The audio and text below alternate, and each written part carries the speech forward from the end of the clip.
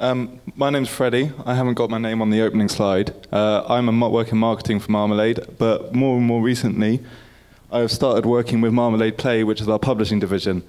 I know they've spoken a lot about the publishing today, and we have recently rebranded it as Marmalade Play now that we've got the proper resources to launch it as its own individual branch of the company. And so I want to talk through what we do, what we have done, and all of the benefits you get from being published through us. So to start with, you all know that Marmalade has got like a huge array of different platforms and devices that it can go onto. So we have 5 mobile operating systems, desktops as well, and smart TVs. And we basically use that fact to monetize games in a way that other publishers may not and other SDKs don't allow you to. So we either do direct distribution through the app stores, or we do like deals with any one of these partners and people we know, and they'll buy a certain amount of games for their new platform, and that'll be another revenue stream for you. So how it works. To qualify, apps must either be built in the Marmalade SDK to begin with, or they can be ported to it. This can be an easy process, say if it's like old C++ code, or if it's built in like Kogos 2DX, or if it is a longer process, like built in an entirely different language, we can help with it. The process can be longer, but at the same time, once it's in the Marmalade SDK, it can generally reach more platforms than most other SDKs. Once you have a Marmalade app, and you submit it to us, and if we accept it, you get a whole host of free and good benefits. So first of all, you get free Marmalade licenses. This is typically an indie license. However, if you're doing like a smart TV platform, it will be upgraded to a Plus. You get free support, which is normally comes with Plus and Pro, which costs many times more, but we support all of our publishing partners to try and get their games onto app stores as quickly as possible. And we also loan devices. This varies quite a lot. For example, we're doing a lot of games helping people get onto Tizen at the moment, and we send all of them a Tizen dev device.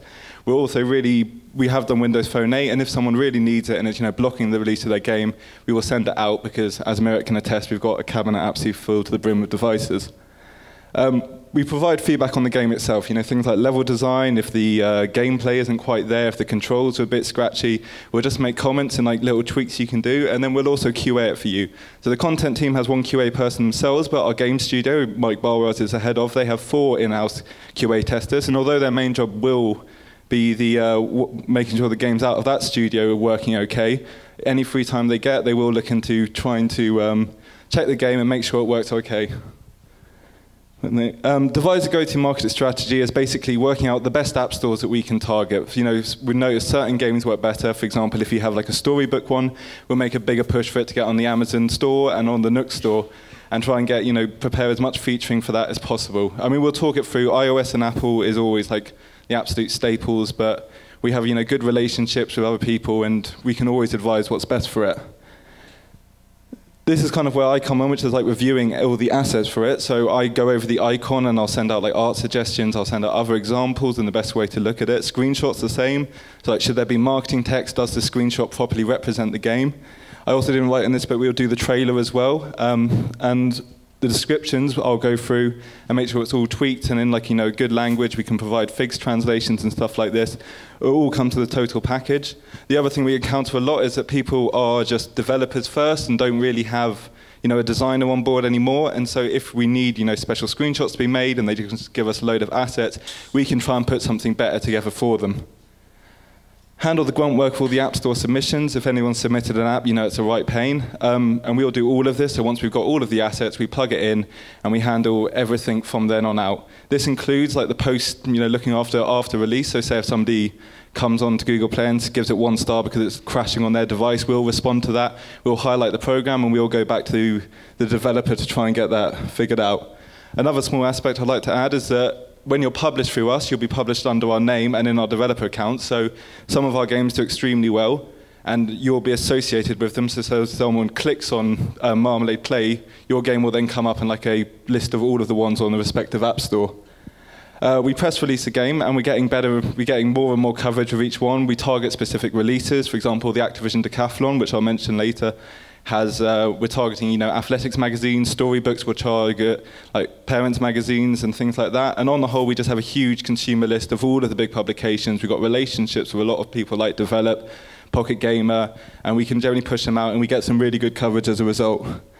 Finally, and possibly the most useful, is with a lot of our partners, we can secure feature space on the app stores, and so your app will be the front and center, either on the website, on the app store itself, on the device, and you'll be a new and noteworthy, or just front and center, which increases revenue.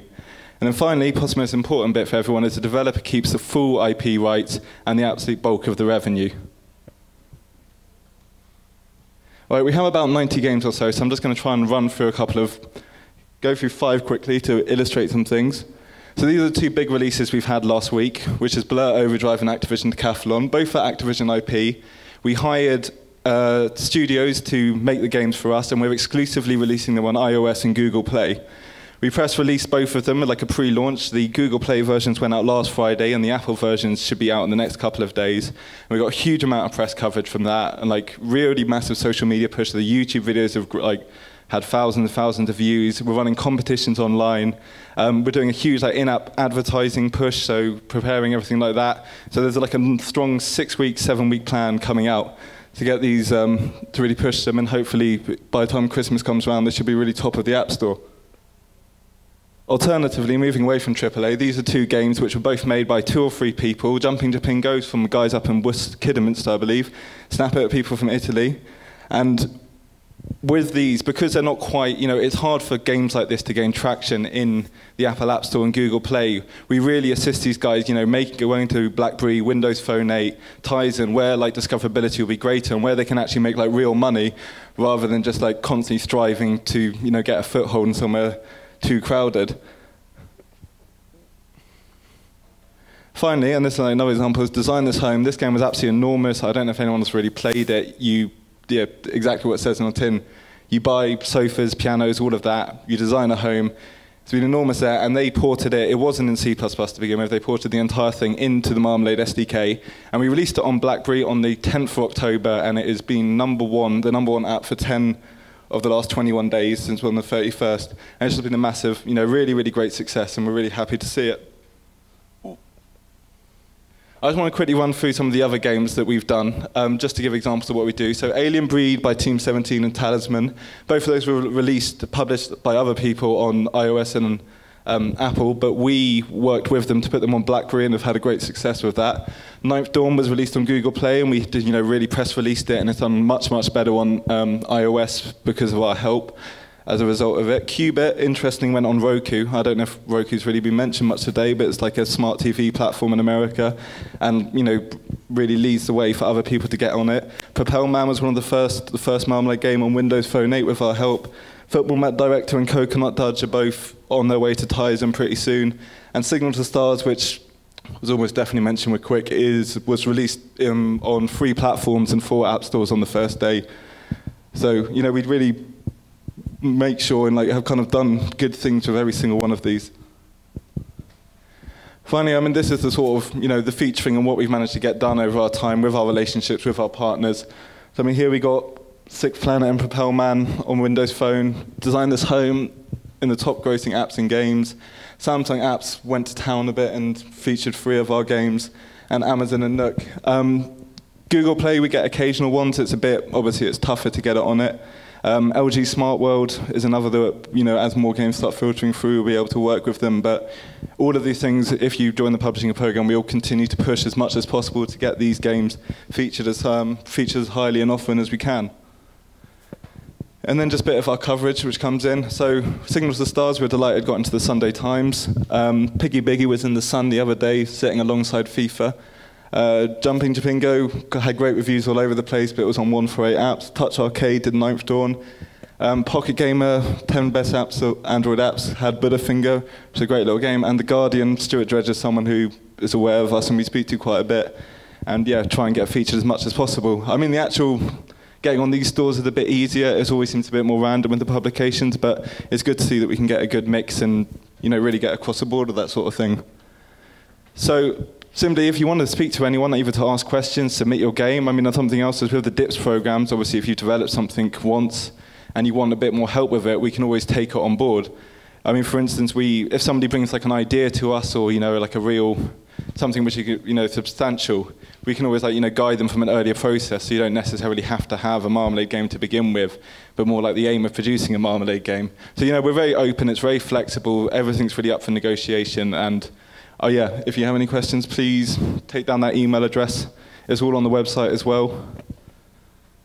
And I think that's me done.